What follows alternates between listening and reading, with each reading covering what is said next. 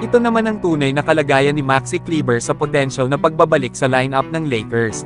Pero bago yan, kung inaakala nyo mga idol na ang maalinman sa pagitan ng Oklahoma City Thunder at Cleveland Cavaliers ang namumuna para manalo ng championship ngayong season, ay nagkakamali kayo. Dahil ngayong 2024-25 season, ang Boston Celtics ang nangunguna ng paborito na manalo ng championship. Pinapangunahan nga ang kanilang kupunan nila Jason Tatum at Jaylen Brown. Lalo at meron silang matibay na suporta mula kana Drew Holiday, Derek White at Kristaps Porzingis. Ang Boston Celtics kasi ay merong balance na opensa at depensa. Nasa nakalipas nga na 5 taon ay 4 na beses lang naman silang nakarating ng Eastern Conference Finals, at 2 beses naman silang nakarating ng NBA Finals bago muling nag-champion last season. Kaya hawak ngayon ng Boston Celtics ang positive 300 sa odd para muling mag-champion.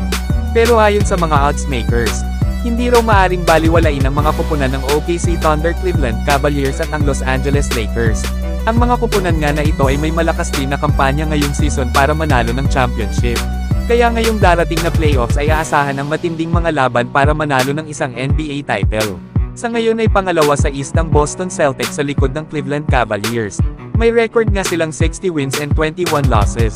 Pero kayo mga idol, naniniwala ba kayo na kaya ng Boston Celtics na manalo ng back-to-back championships? Samantalang ang player naman ng Los Angeles Lakers na si Maxi Kleber, ay ito pala ang tunay na kalagayan ngayon sa kanilang kupunan. Sa kasalukuyan kasi ay hindi pa rin ito nakakapaglaro para sa Lakers. Patuloy pa nga rin ang ginagawa nitong pagpapagaling mula sa kanyang foot surgery. Pero gayunpaman nagsimula na nga itong si Maxi Kleber sa kanyang on-court activities. Isa nga itong positibong senyales para sa kanyang pagbabalik. Pero wala pa kasi itong eksaktong petsa kung kailan talaga makakabalik si Maxi Kleber sa paglalaro. Lalo at hindi pa naman siya cleared para sa full contact scrimmages. At maaari pa nga itong i-evaluate muli ang kanyang kalagayan sa loob ng 1 o 2 linggo. Pero may possibility nga na makabalik si Maxi Kleber sa unang round ng playoffs. Pero depende pa nga ito kung papaano mag-respond ang paa ni Maxi Kleber sa physical stress. Lalo at nagsisimula pa nga lang ito na bumalik sa court drills.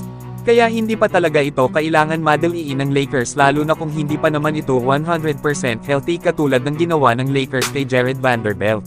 Pero bago nga magkaroon ng injury si Maxi Kleber sa Dallas Mavericks, ay nag-a-average nga ito ng 3 points, almost 3 rebounds at 1 assist per game. Bagamat mababa ang mga numero na ito ni Maxi Kleber, ay malaki pa rin ang kanyang madadalang tulong para sa Los Angeles Lakers, lalo na sa kanyang pagkakaroon ng floor spacing bilang isang stretch big man. Kaya magbi-benefit talaga dito ang mga playmakers ng Lakers. Lalo at ito ang wala kay Jackson Hayes na kasalukuyang starting center ng Lakers. Pangalawa ay napakatibay ni Maxi Kleber pagdating sa kanyang depensa. Lalo at isa nga din itong versatile player. Marunong kasi si Maxi Kleber na magbigay ng depensa sa ibang mga big man at kahit sa mga perimeter players. Mahusay nga rin si Maxi Kleber na help defender. Kayang mag-rotate at mag-contest at hindi na kailangan ng double team. Kaya maaari talaga itong gamitin ni Coach JJ Redick sa small ball lineup bilang sentro. Kaya kahit sa second round na ng playoffs makapaglaro si Maxi Kleber ay malaking tulong na para sa Los Angeles Lakers. Pero kayo mga idol, ano ang masasabi nyo dito kay Maxi Kleber?